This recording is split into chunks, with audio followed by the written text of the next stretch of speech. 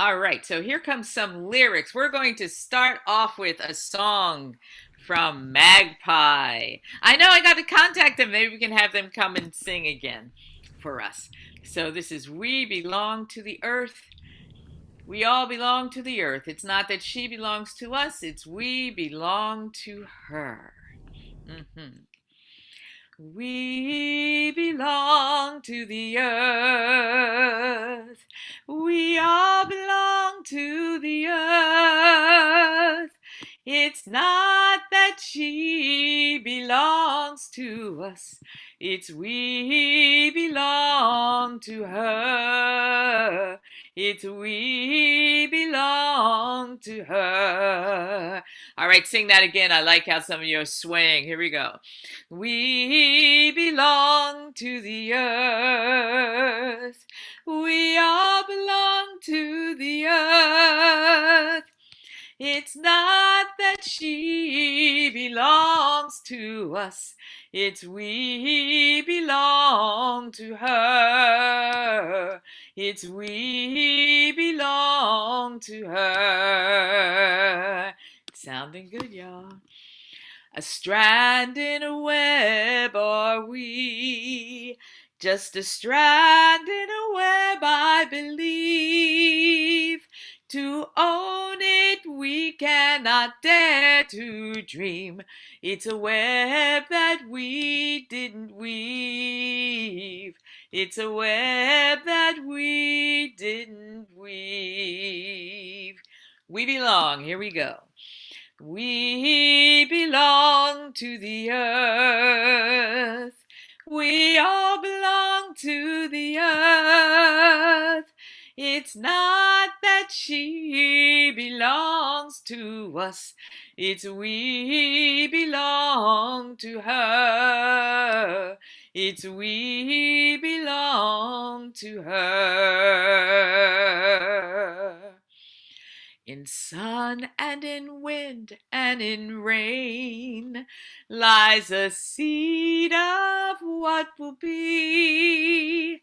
It awakens the power that flows down below, and it courses through you and through me.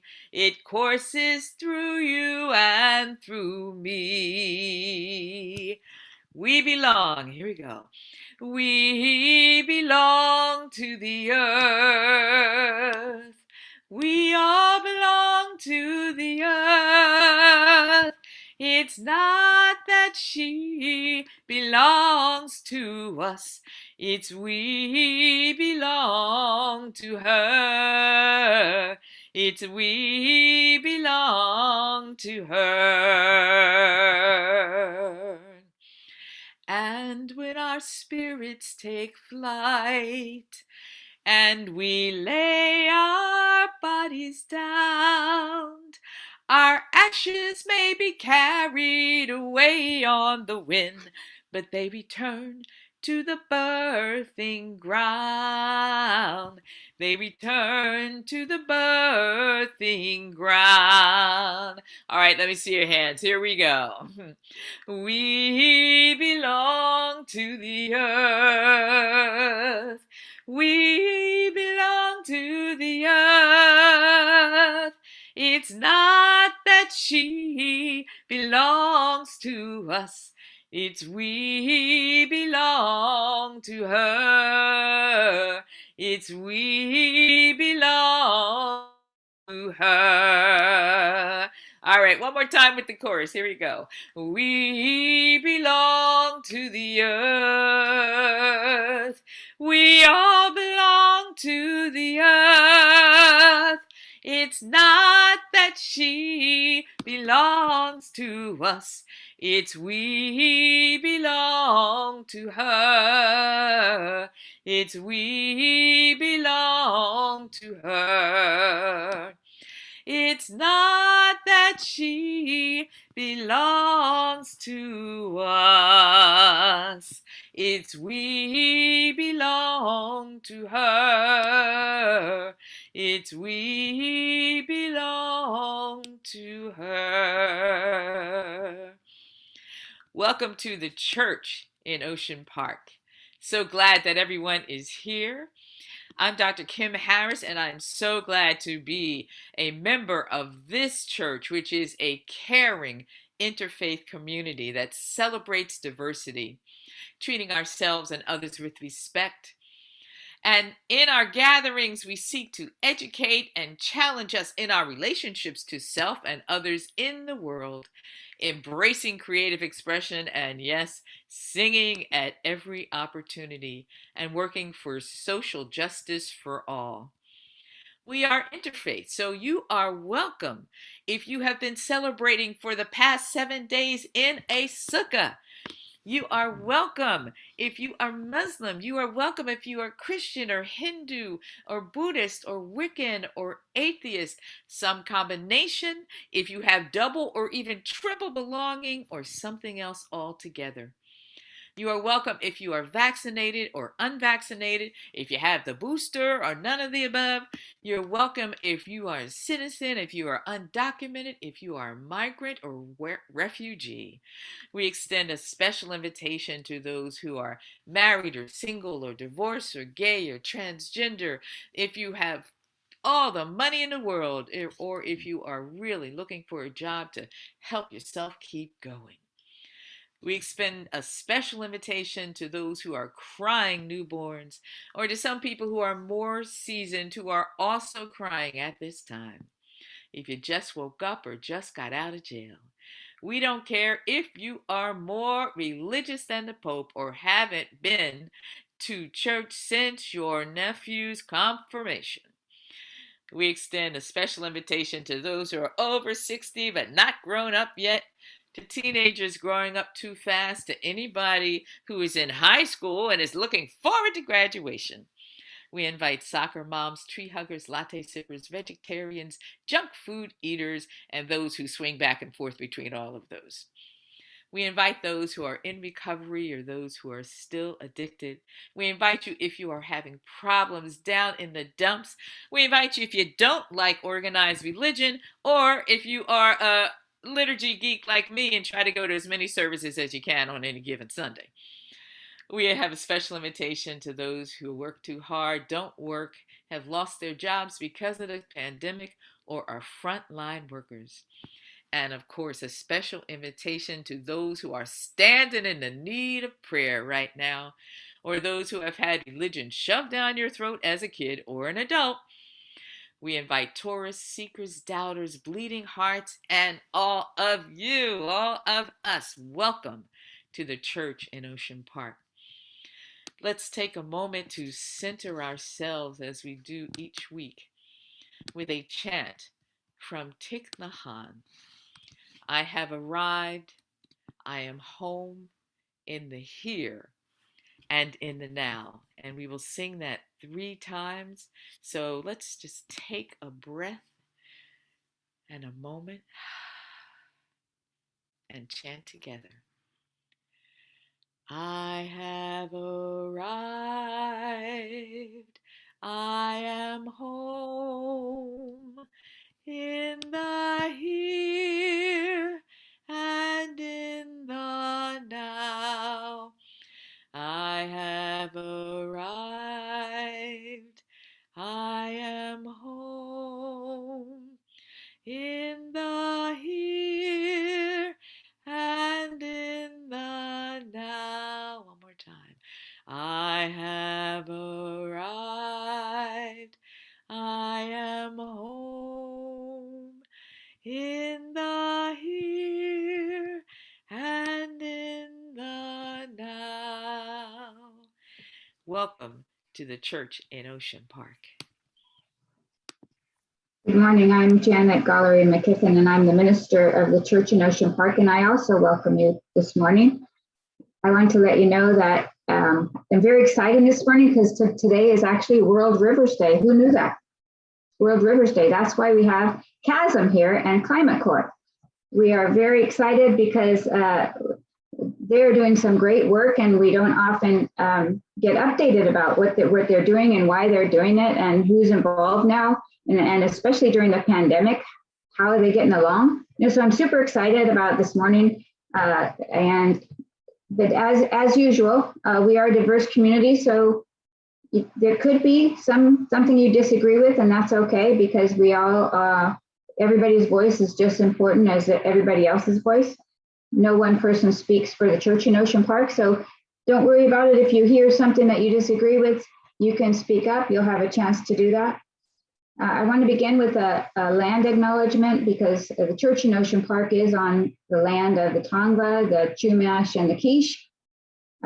We violently and deliberately took them, our ancestors took the land from them and destroyed many, many lives and many livelihoods, and people's lives are affected still today.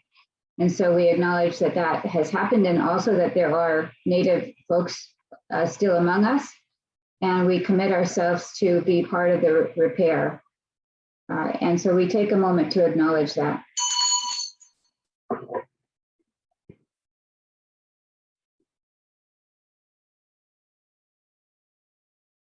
It's also, we are in the middle of Sukkot, and a couple of years ago, my friend Rabbi Carrie Chaplin wrote something that I think is apropos now. So I took it, what she wrote, and I tweaked it for today. So I'm going to read that to you.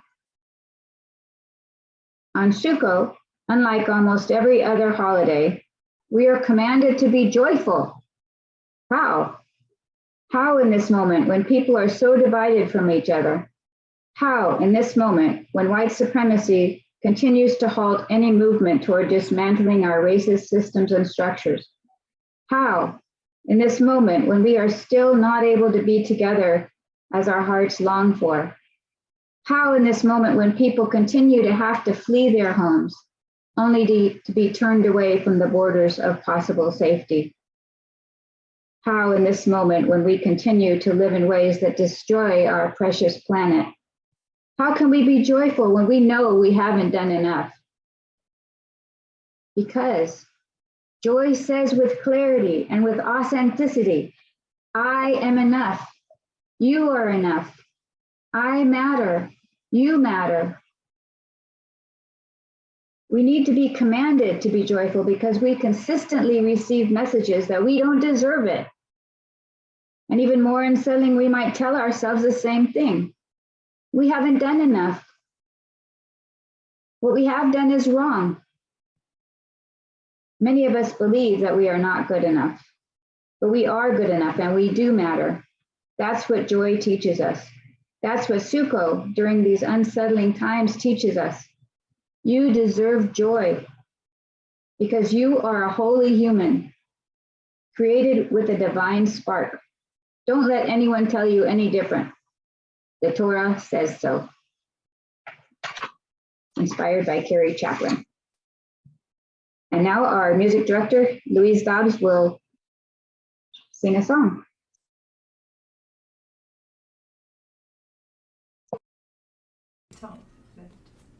Good morning, everybody. I would like to sing this morning The Gentle Arms of Eden by singer-songwriter Dave Carter and Tracy Grammer, and I'm putting the many words in the chat so you can follow along if you like. I'm getting there.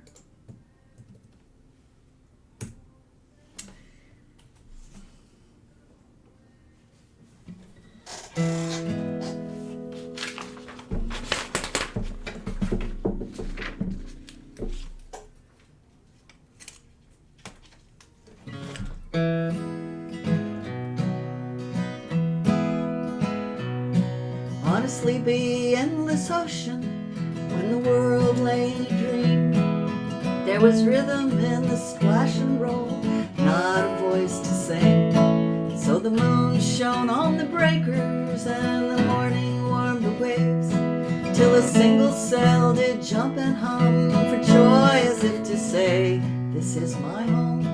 This is my only home. This is the only sacred ground that I have ever known. And should I stray in the dark night alone, rock me, goddess, in the gentle arms of Eden. Then the day shone bright and round her, till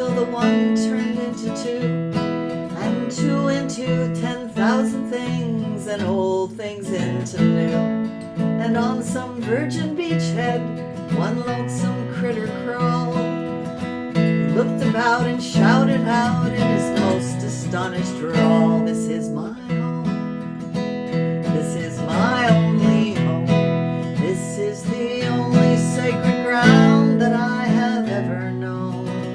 And should I stray in the dark night alone, rock me, goddess, in the gentle arms of Eden." Then all the sky was buzzing and the ground was carpet green, and the wary children of the wood went dancing in between, and the people sang rejoicing when the field was glad with grain, the song of celebration from their cities on the plain. This is my home. This is my only home. This is the only sacred ground that I have ever known. And should I stray in the dark night alone, rock me, goddess, in the gentle arms of Eden.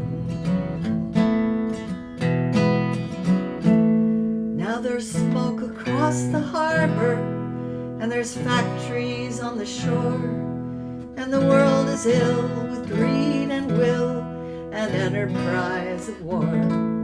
But I will lay my burdens on the cradles of your grace, and the shining beaches of your love, and the sea of your embrace. This is my home.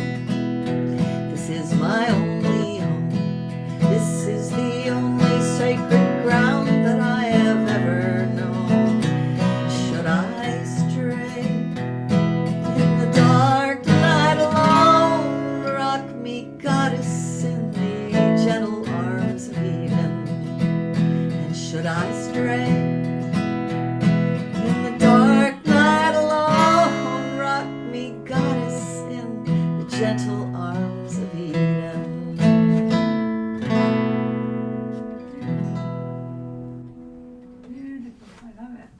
Beautiful, beautiful. Thank you, Louise. Thank you so much. Thank you. Well, years ago, I should know how many years ago, but Laurene or Judy Austill could tell me this. A couple of people connected with the church in Ocean Park, Judy and some other, Michael Talbert and some others, were concerned about our environment, and they were ready to do something about it. So they came and they said, could we do it at the church in Ocean Park? Could we be? They were ready to turn their worry into positive action. So they began a program to connect people to ways that people individually could be part of the solution. There were large educational forums in the sanctuary where we used to meet. You remember that big room? And there were inspirational speakers, amazing speakers, and there were other meetings, and it morphed and it developed. And as the years have gone by, and Catherine King was instrumental, and Judy Austill was instrumental in helping to form this in the beginning, and in ongoing in many ways. When Catherine stepped down from leadership, the fabulous Laurene Van Clan came and took leadership, and she's here with us this morning. A few years ago, Chris Gutierrez, who is a part of the church in Ocean Park, had a vision that young people could be instrumental in educating the public to make changes that would positively impact the environment. And Climate Corps was born and continues to be life-giving for the environment and for the young people who are involved. Some of the young people who have been involved include Anna Pack, Matilda Lockmiller, and Presley. Chris recently stepped down from leadership, and Amy Butte has stepped up in that role. This morning, we'll hear from Summer Bennett Stein, a high school senior at Santa Monica High School and a member of the 2021 Climate Corps. She was a member of the Climate Corps energy team this summer. We will also hear from Laurene Van Clan and maybe from Chris Gutierrez also. Welcome, Summer. I'll turn it over to you. I'm so glad you're here. Thank you. Nice to see you all this morning. As you just heard, my name is Summer and I'm a senior at Santa Monica High School. I've lived in this neighborhood my whole life, actually. I'm on Highland Avenue in between Ashland and Raymond. I feel very fortunate to have been walking distance from every school I've attended in SMMUSD, and I'm grateful for all the opportunities that my schools have provided. For example, I learned about Climate Corps through my high school because one of my teachers posted about it. And then one of my biology teachers my freshman year sparked my passion for climate change action. And I actually realized that I walk by the church in Ocean Park all the time. I used to go to the Sunday farmers market every weekend. And I only recently realized that you really existed so close to me and how engaged you are in social justice issues. So I'm very excited to be here today. I guess I wanted to talk about my passion and how it formed to act on climate change. Before high school, I attended a few climate change protests urging the government to take action. But then in freshman year, I had Mr. K, and he encouraged us to watch documentaries like Animal Farming, where I learned about the factory farming industry and how that's contributing to climate change, actually. And I convinced my parents to eat less meat. And I also took on a sustainability project that year that was focused on decreasing plastic packaging used by major snack companies. So it wasn't as focused on Santa Monica as a community, it was more a national issue. But after Mr. K had made the climate crisis so clear for me, I wanted to do more within my actual community. So in early 2021, while I was learning on Zoom school in my junior year, I saw a post about a group called the Student Task Force, which is the youth arm of the Human Rights Watch, and they were taking on the climate crisis. So I just knew that I had to join. And their campaign was focused on getting school districts of all the STF chapters across Los Angeles to rely on 100% renewable energy.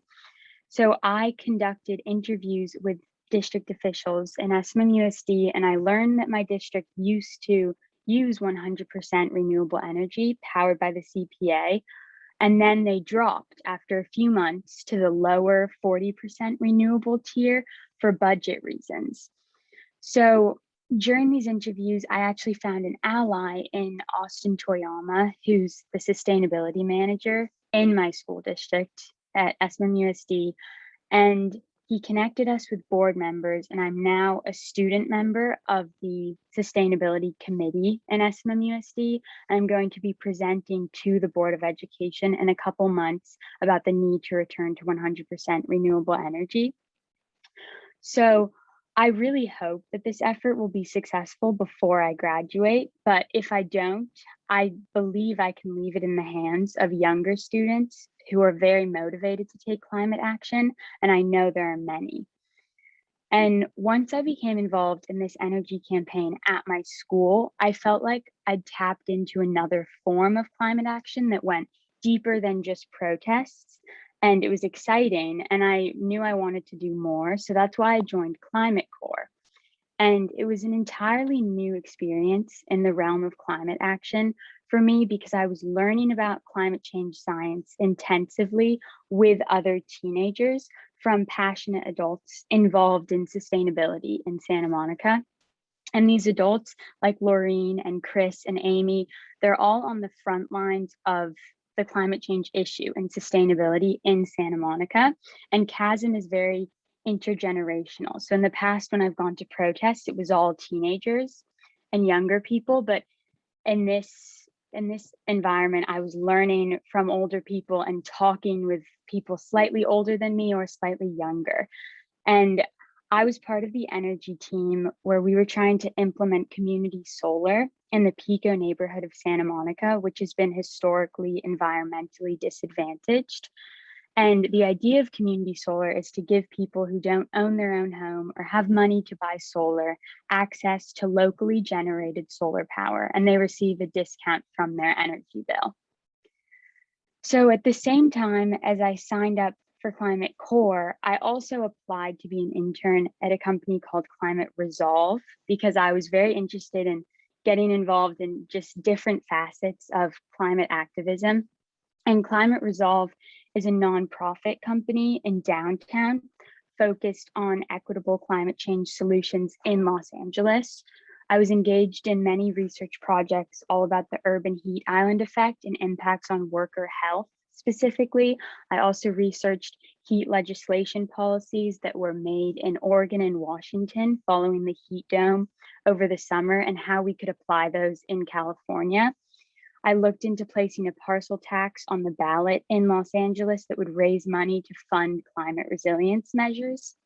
And this work at Climate Resolve, going along with my work at Climate Corp, just gave me another lens on environmental work because I was looking at the issue from a policy perspective. And now at school, I'm part of Team Marine. So I attended a protest to get CalSTRS, which is a major teachers retirement fund that SMM-USD teachers are part of, to divest from fossil fuels. And right now we're going to break into groups to get super focused on specific climate issues this school year. And I will be on the energy track, overlapping my work with STF and my learning from Climate Corp this past summer. And the teacher advisor is Mr. K, the same teacher who sparked my passion for climate change my freshman year of high school.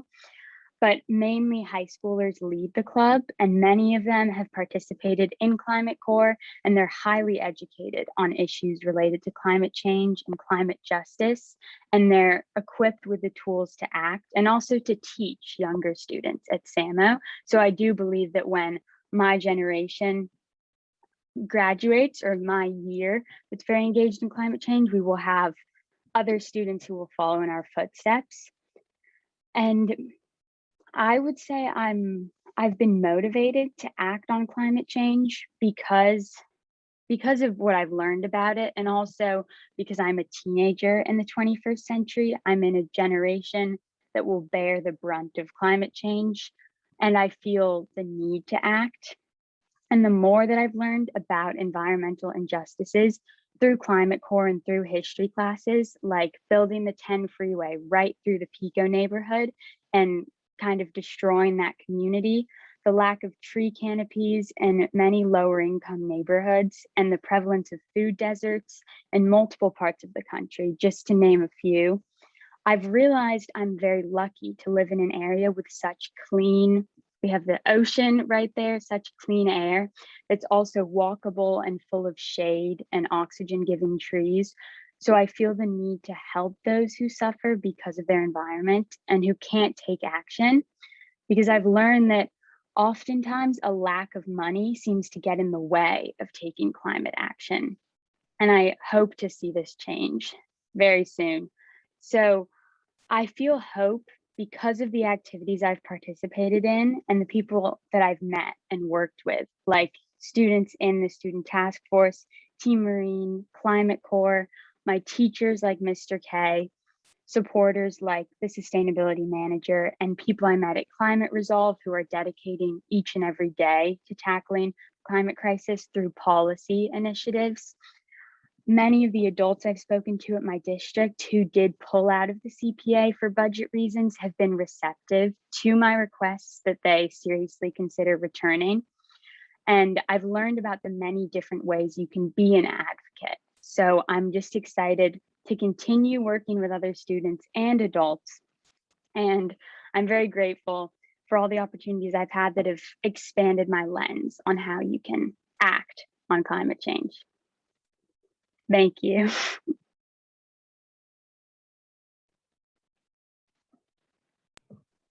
Thank you so much. Laurene, do you have anything you wanted to add? You're on mute. Yes, if Janet, do I have a couple minutes? Yeah. Yeah, okay. Well, I just want to say thank you to the church. You all heard from Janet about how this has been our one of Chasm's homes, and Janet is one of our advisors, and several of you on the call here have supported us in different ways in the past. So thank you. And I just want to mention that climate action. Janet asked me to talk about what motivates me. And if you think about how hard it is to affect climate action, I mean, think about the difficulties even our president, who has a lot of influence and power, has. It's hard, right? So why does somebody choose to do something that's so difficult? We need to change our system. We need to change our energy system, our housing system, our transportation system. And this is very tough. And I often ask myself, well, why am I trying something so tough? Because you get knocked down, even with people who you love and respect, you don't always agree, right? And it's hard, as you all know, because I think this room is full of activist-oriented, change-making, loving people. And I guess I'm motivated because of a deep love for the richness of diversity of the earth. Because of its people, the migration crisis is an effect of climate.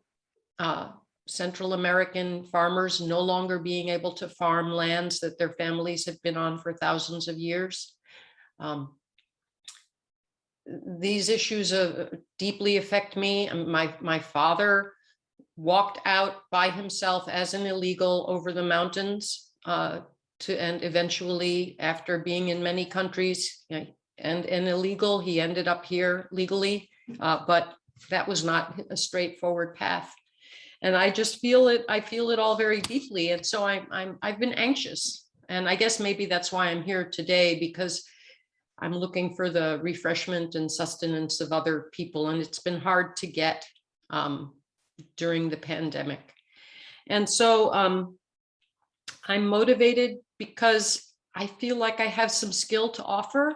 I have the time. People know this is important, and I know many people know it's important, but they're working on other important things. So I need to work on this because I care, and I find the commitment and community coming together to be very important to me. So please, all of you, I hope you'll join us. Chasm is about climate conversation, but we're also moving toward trying to get projects done, like this community solar, which will address energy equity, we hope, in our community. So that's what I have to say. Thank you for all hearing me and having this climate conversation. And I'm looking forward to knowing all of you a little bit better. Thank you.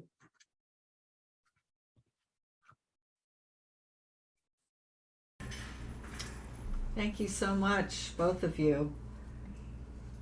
I'd like to sing another song for you called The Song That Bird Sings. And you can follow along, the lyrics are there.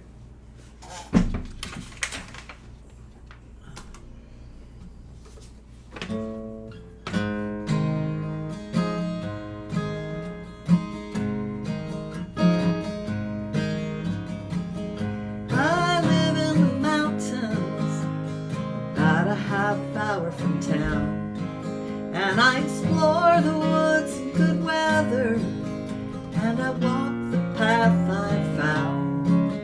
There's a rabbit that lives in my woodpile, and there are deer that graze on my land, but they could be gone in no time, and you can't bring back the past.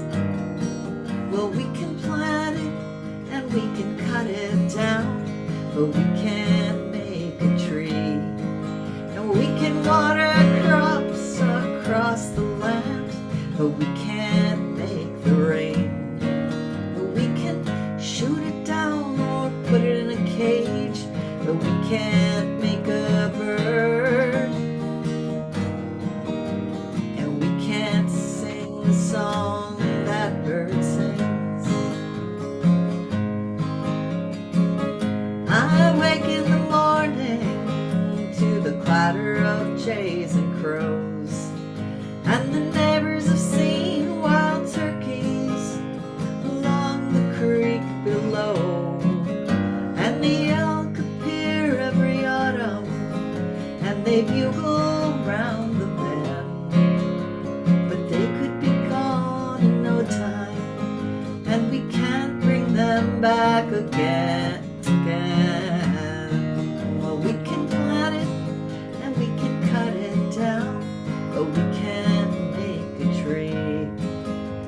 can water crops across the land, but we can't make the rain. And we can shoot it down or put it in a cage, but we can't make a bird. And we can't sing the song that bird sings.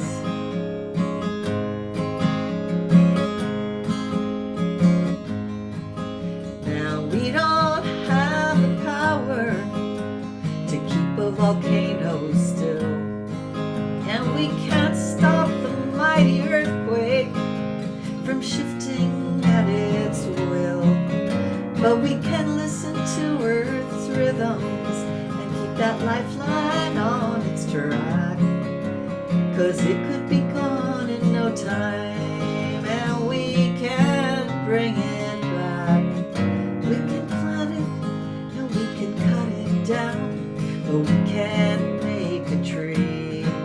And we can water crops across the land, but we can't make the rain.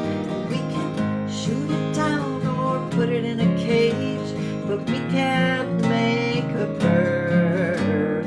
We can't sing the song that that bird sings.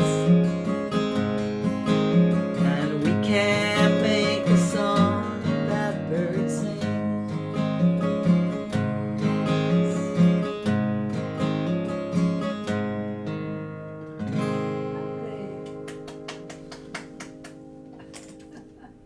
Very good.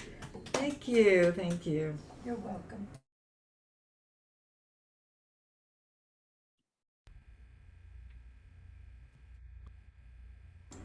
Oh, it's time for community sharing. So if you want to share, raise your hand either, let's see here, either physically or put your hand up. I see hands up. I don't necessarily call in order. I want to mix it up a little bit. So let's see. Let's hear from Linda Bond first. Thank you. I'm going to lower my hand so I don't forget to do that later. I got here a little bit late, and it was a perfect timing. I heard Summer being introduced, and I got to hear everything that she said, and I'm really glad because seeing young activists gives me the hope that that counteracts, I guess, the anxiety that Laurene mentioned. I mean, I think if you're not anxious, if you're looking at what's going on in the world and you're not anxious, then you're probably self-medicating in some way or another, because we're in a crisis that is extremely urgent in terms of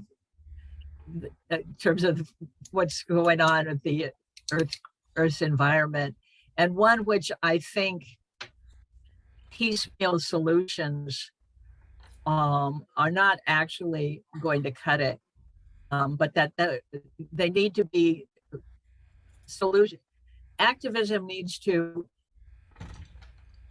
getting involved in people on a local level needs to, in my opinion, also point folks to the understanding that that we need to change our system. And by that I mean we have a system that's based on profits, and killing the planet and those of and everything in it at this point is in the service of profits. And to build a system that sustains the earth and all of us on it will require getting rid of capitalism. And every issue that all of us are involved in is related to everything else in a system where capitalism is killing the planet. And I just I want to urge every young and old climate activist to look at the larger picture of how we can fight for what I consider to be a really communist world, in which the ability of all of us humans and every other living thing to live on the planet is the priority, rather than the capitalist greed of a few. And I'm gonna put a couple of things that I recommend people read in the chat. Thank you. Thanks, Linda. Okay, Judy Abdo, someone we haven't seen for a while. Hi, Judy. Hey there. So, yes, I was part of this at the beginning, and I'm still part of it. So, and I'm glad to be able to hear what Summer said and share just a tiny bit. First of all, I want to say to Summer, I live around the corner from you. I live on Pier between 4th and 6th. I've probably seen you 20 million times because I used to work at Washington School as the director there and principal. So you must have walked by where I was a million times in your life. And come by and see me. I'm at 504 Pier, the old Victorian looking house on Pier in the middle of the block. Anyway, I think that the most exciting thing that CHASM has done, not wanting to say anything bad about any of the forums, they were wonderful, but the most exciting thing we've done is the Climate Corps, is involving young people with this essential work and training them about all the issues of climate. But besides that, every one of these young people who have been involved and have been trained has had the experience of learning how to talk about it. And you just heard that from Summer. She really, really knows how to talk about it. They know how to approach people at a park or at an event, not so much right now, but in the past and in the future, to talk to them about climate issues. Over time, we've heard from many young people that they used to be very shy, and they learned how to actually talk to people about things because of Climate Corps. And I think that was true, and it is true, and it will be true as we involve young people, students in this work. So that's all I wanted to say. Thank you, Judy. Okay, Craig Ali. Yes, thank you. I would want to more or less address in somewhat of a way, or follow up as to what Linda was saying in reference to, the whole question of profit. And, my statement first would be, so much of climate change is science. And then you have folks who are denying science. And I'm wondering specifically just what kind of strategy, as you look at, those folks that deny science about climate also deny it about COVID-19. And so, I'm interested in finding out specifically what strategies are you looking at in terms of various school boards that are most affected by this pandemic as well as epidemic of climate. And, second part of that is I'm seeing, as a resident of Santa Monica, a lot of buildings going up. And I'm wondering if indeed the city has a permit on that, and just how much the whole question of alternative energy is being looked at in terms of establishing, these buildings. Just what kind of agreement is the city involved with in terms of addressing natural energy or non-nuclear energy in establishing these buildings? If there is an answer to that question, I'd be most happy to hear it. It sounds like, Craig, you have a couple of things they could answer, Summer and Laurene, either one of them. And one is about the city and what they're doing, and one is also about how do you talk to people who deny science. So I don't know if you want to talk about any of those, Laurene or Summer, and then I think Judy might have something to say about the city part. Summer or Laurene, you want to talk about? Yeah, Laurene. Sure. Well, I don't have a magic answer to how to talk with people who deny science. I can tell you a fun anecdote about one of our climate corps shared with us a couple of years ago when the city was doing the plastic straw ban and trying to reduce plastics. A guy said, "Why are you talking to me about straws? You know, straws are not going to save the world if we get rid of plastic straws." And she said, "The reason I'm talking with you about this straw is so that I can talk with you at all." And I think engaging in being able to open the door to conversation is the first step. And I have seen a lot of research that says talk to people about what they care about and not about the science.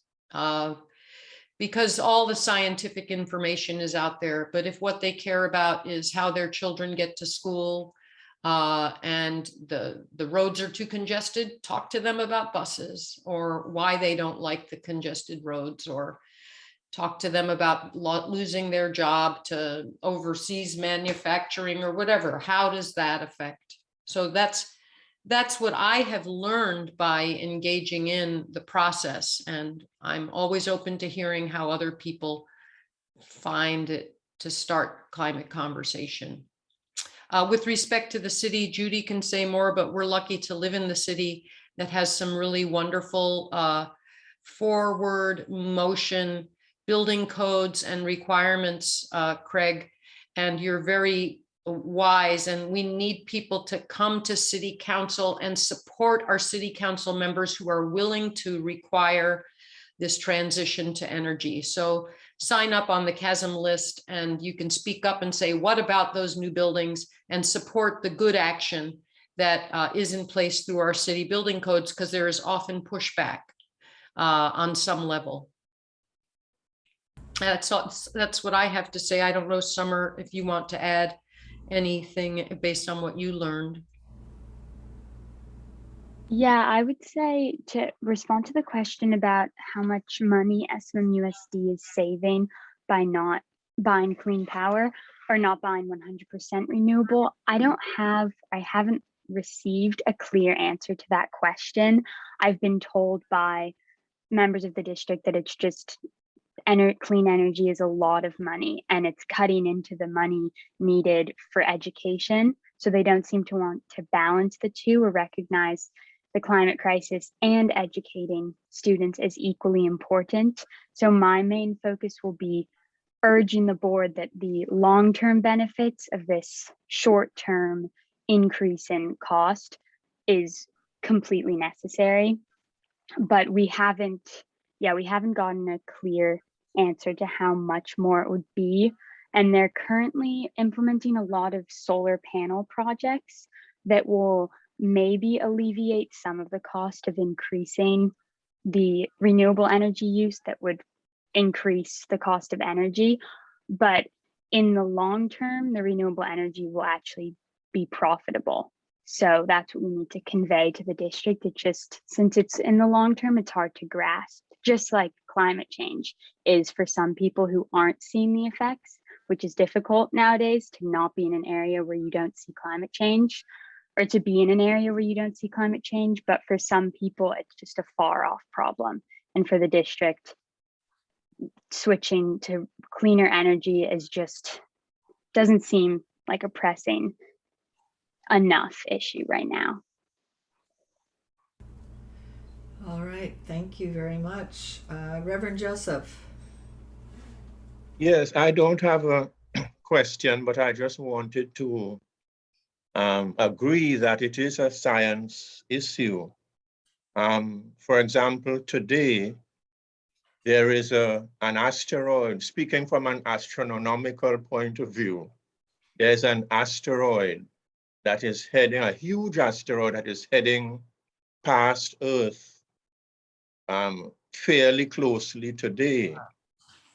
And it seems as though scientists are agreeing that we are moving back into an era when a lot of asteroids will be moving across the planet.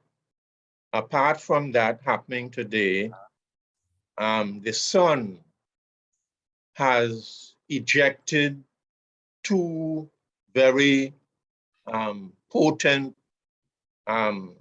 flares, sun flares, that will hit the Earth around midday today. That is what I read. So all of these things, I think, affect our environment and our climate. There's a lot of space junk around the Earth. There are hundreds of thousands of space junk floating around the Earth. And I even think that the movement of people, of refugees moving from place to place to get away from one climate, quote unquote, to another climate. All of these things, I think, combined have a major effect on climate, because the sun itself is getting old, like many of us. We are getting old. The sun is now past its mid-year crisis. So the sun is getting older too. So a lot of things are happening gradually and maybe slowly that affect our climate. I think we need to look at some of those things. Thank you so much. Okay, Jean Gasca. I don't live in Santa Monica, so I was wondering if anyone can tell me what's happening in Los Angeles that's along the same lines as what Chasm is doing. One particular concern that I have is that I've been hearing in ads on TV and radio that only about 9% of what we recycle actually gets recycled. And I don't know if that's true or not. I don't know who to ask or what to do about it. So can anybody tell me? It looks like Judy maybe. I'll try to answer some of the questions. I don't know the percentage, but when China stopped buying our recycling several years ago, that reduced the amount of recycling that our country can handle, because we don't have recycling manufacturing. So a lot of what's supposed to be recycled is not being recycled. City of Santa Monica is trying very hard to make sure that what gets picked up as recycled gets to be recycled, but a lot of it isn't. And that's a huge issue that has to do with money. So because it costs a really lot of money to take the recycled items and make them into something else. It's very, very difficult. So that's something that's happening. I wanted to go to the city policy. City of Santa Monica has some of the strongest environmental policies in the country, or maybe not in the world, but in the country. All new buildings must be much more environmentally conscious about what they do. All the developers have to make plans that include solar, that include collecting water and making sure it doesn't just go out into the ocean. Every kind of environmental policy that can be done in a building is being done right now, including electric vehicle chargers and the attempt to try to reduce the amount of parking. That is not as successful because the people that are going to use those buildings want to be able to park. So that's a problem. But if you're building a new house or a new resident or a new business in the city of Santa Monica, it is going to be much more environmentally positive than any of the older buildings at all, including my house. You know, I have gas in my house. New houses usually don't have gas. They're all electric. So, and that's a better way of getting energy. So, and also the college, Craig, has a really strong environmental program going on there too, as does the school district, but the school district is really hurting for money, and all these environmental wonderful things cost money. And so that's just a fact of life until we change how our money system works.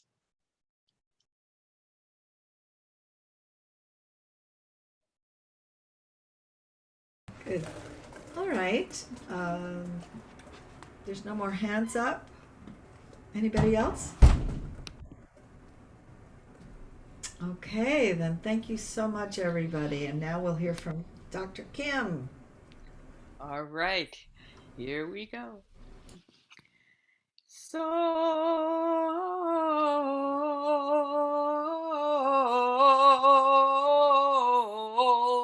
power, inexpensive energy. Solar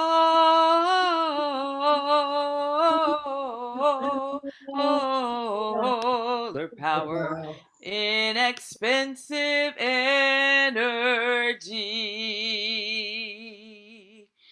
See the sun, how bright it shines on the nations of the earth. All who share this thing called life celebrate each day's rebirth. Solar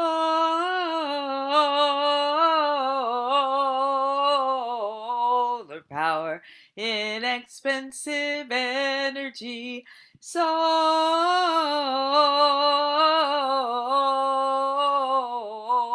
power, inexpensive energy.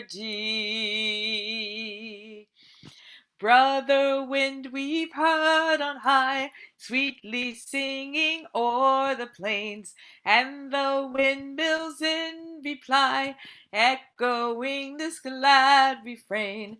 Solar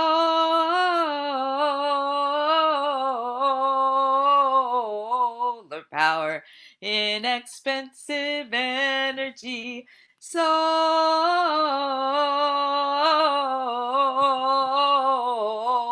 power, inexpensive energy. Sister River, can you hear how the valleys call you down? Bend your rushing waters near, make the joyful hills resound. Solar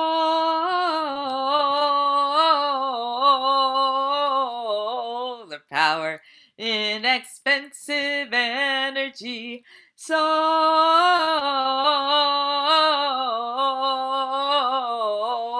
power, inexpensive energy.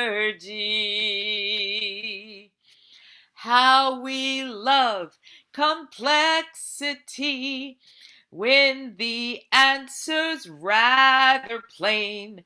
Join the sun in jubilee. Sing with us this loud refrain. Okay, I know we're in our Zoom rooms, but sing it loud. Here we go.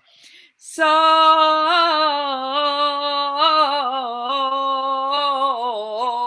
power, inexpensive energy. solar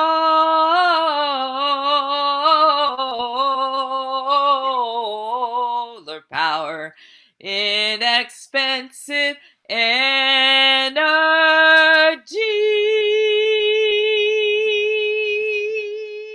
All right. Woo! Thank you. Thank you. You're making me miss our little serenades when we used to go around the church block every holiday.